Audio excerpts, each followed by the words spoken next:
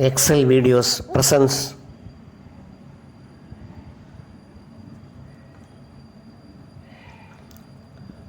Madhumathi Vikramaditya story.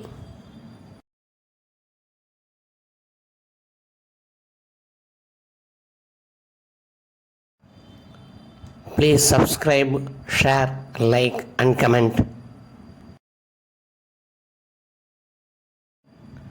King Vikramaditya reached the peepal tree and pulled down corpse hanging there.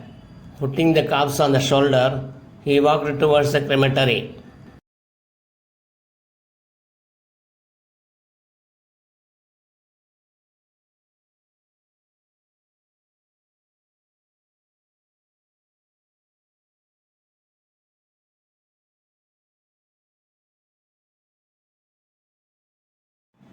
On the way, Betal spoke to King Vikramaditya. Vikram, you have a lot of courage and very good knowledge. Listen to the story I am going to tell you now.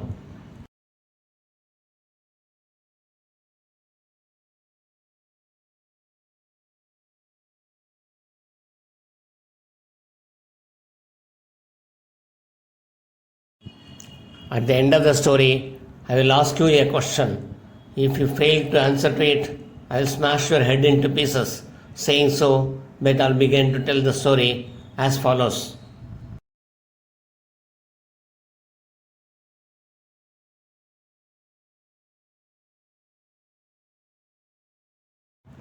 Once upon a time, a Brahmin by the name Keshav lived in the town of Dharmasthala, which was situated on the bank of river Yamuna. He was very much literated.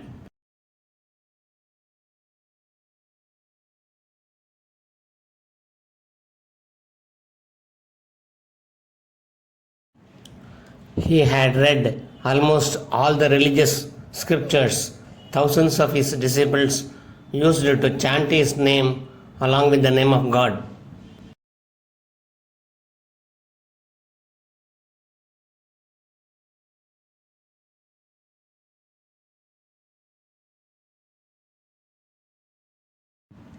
Brahmin Keshav had a small family consisting of his wife, a son, and a daughter Madhumathi.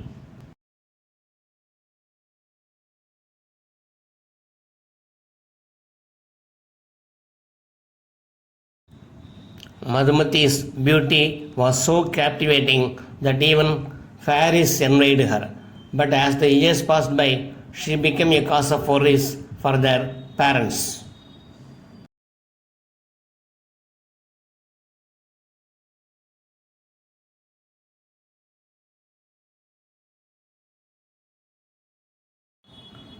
They began to search for a suitable match for her. One day, when Keshav was performing puja in one of his client's house, he met a Brahmin young man named Manoj.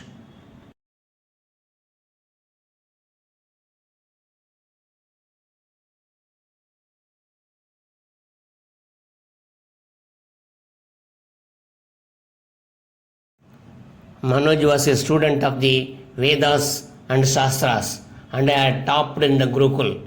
Keshav was impressed by Manoj's knowledge and activities.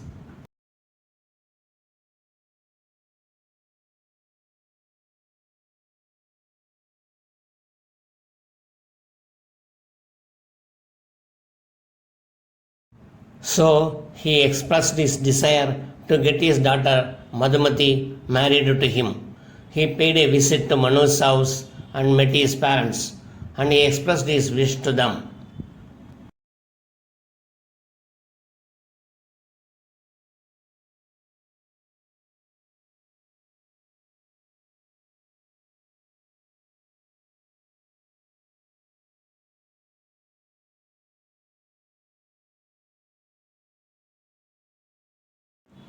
Manoj's parents were very glad to hear about their son's marriage with Keshav's daughter.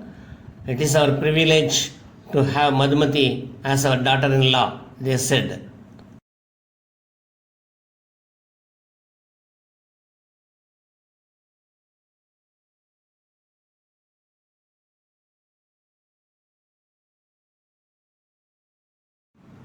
Keshav returned home in the evening with a packet of sweets and said to his wife, "Dear, we have been relieved of one of our pious duties in our life, and that is giving the daughter married."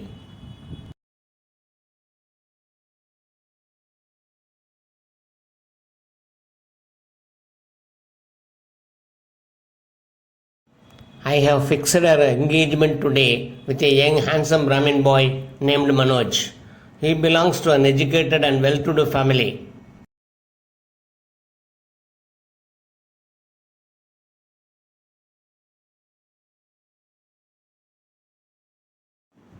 What? His wife exclaimed in surprise. You should have consulted me before finalizing a match for Madhumathi. I have also finalized their marriage with a handsome young man named Vaman. His parents are very happy.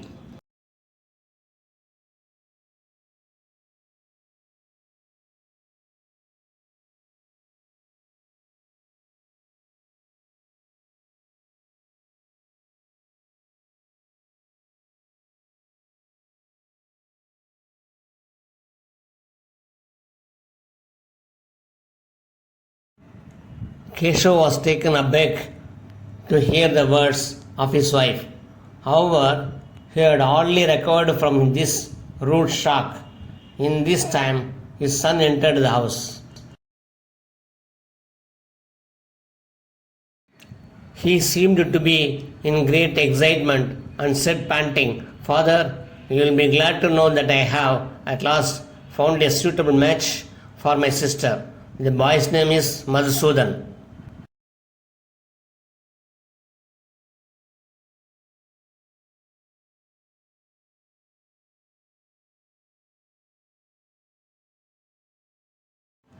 Now it was again the turn of his parents to get shocked over this new development. A funny situation had by then arisen in the family.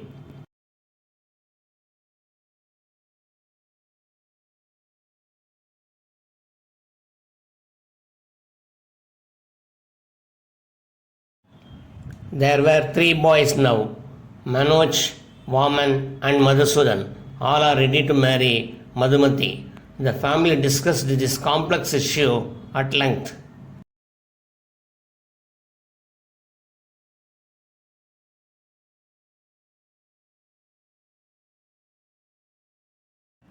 It was finally decided that it should be wholly left to Madhumathi as to who she would select as her husband.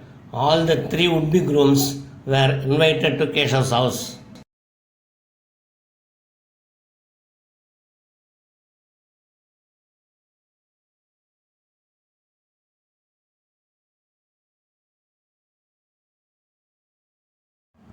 It was also a difficult task for Madhumathi to select one boy as her husband. All of a sudden, something very inauspicious thing happened.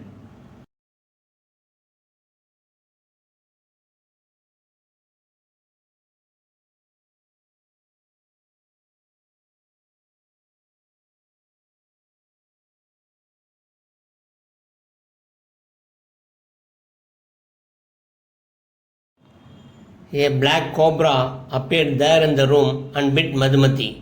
Every effort to save her life failed. Madhumathi died. The cobra also disappeared from the room.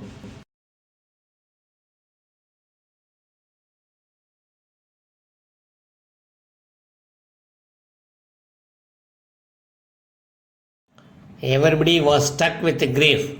The three suitors were especially aggrieved and decided to collect the ashes of Madhumathi after her cremation.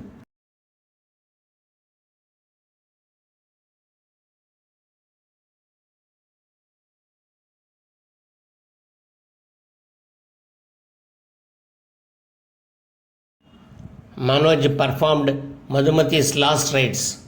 He gathered her ashes and bones in an earthen pot and went to another town.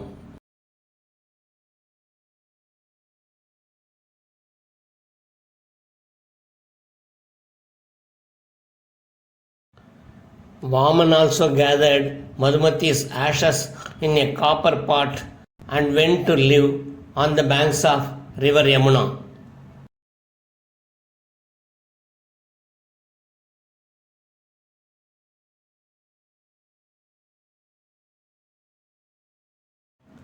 Madhusudan too followed suit.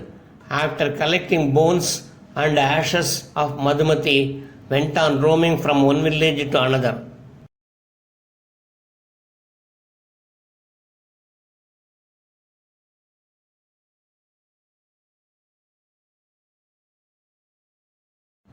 One night, while roaming from one village to another, Madhusudan came across a tantric's house. There he expressed his wish to stay there in the house for a few nights.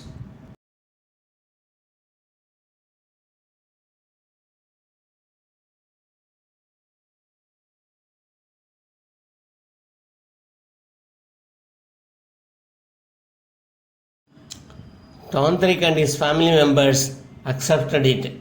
Next day, at midnight, Tantric and his wife began to quarrel over some trifle matter.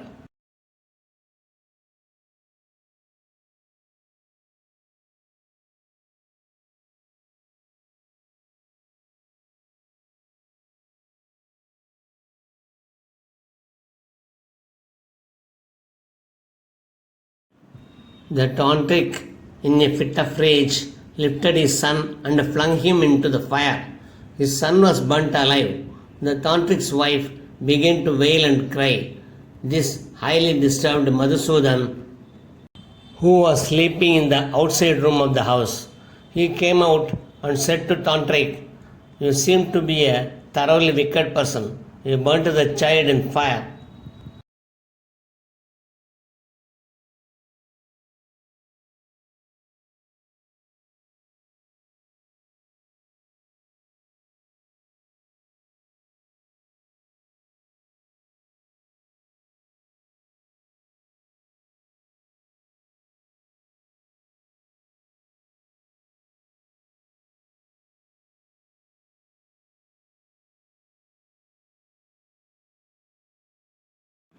"It was my mistake that I stayed with you.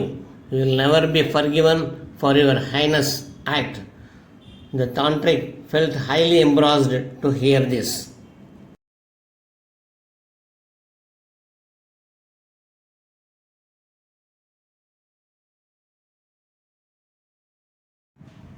He took out a book of charms, recited some mantras, and sprinkled the charmed water on the ashes and bones of his son. Soon his son rose up alive.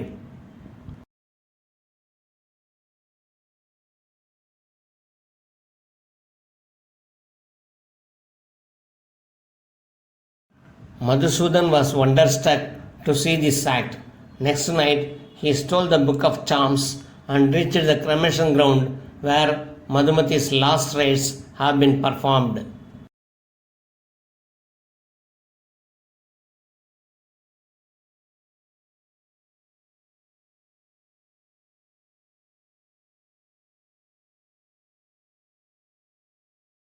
He searched for Manoj and Vaman and invited them to help resurrect Madhumati by reciting mantras.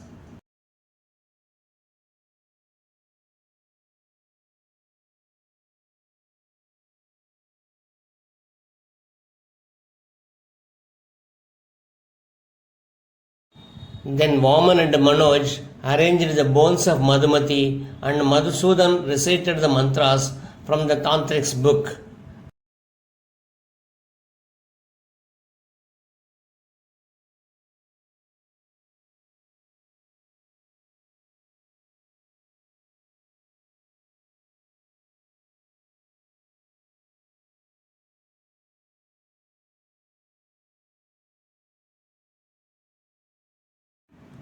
Soon Madhumati rose up alive from her bones and ashes. All the suitors madly loved Madhumati and wanted to marry her.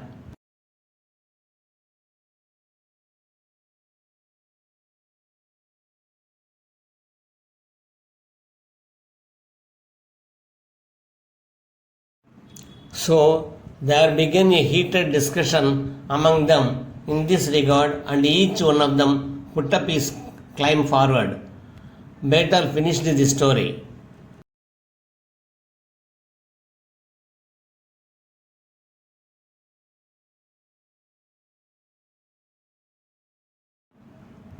Betal asked Vikram, "Now Vikram, tell me whom Madhumathi married. If you don't answer me correctly, I'll smash your head into pieces."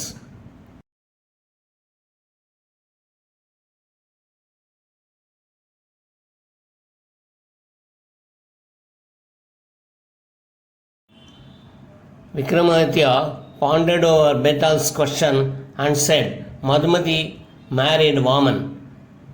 "Why do you say so?" Betal asked Vikram.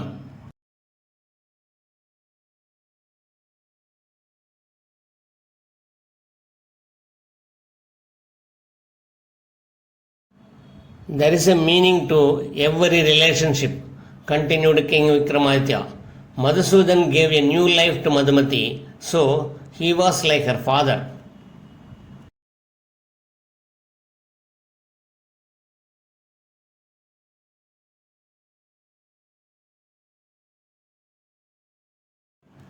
Manoji had performed her last rites, so he was like a son to her.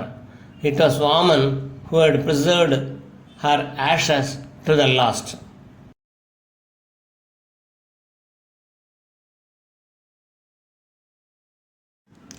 So he was fit to act as her husband.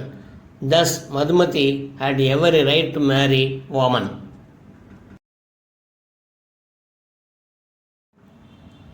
"Absolutely correct," said Bethal.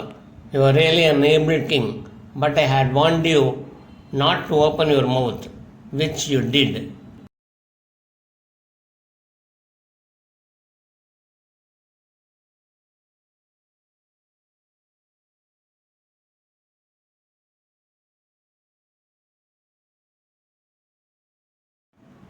"So here I go back to my abode in the peepal tree," said Bethal, and flew away from Vikram's shoulder.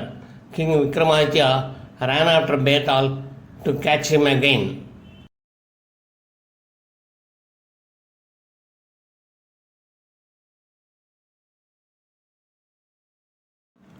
Please subscribe, share, like, and comment to encourage us. Hit the bell icon to receive our future videos.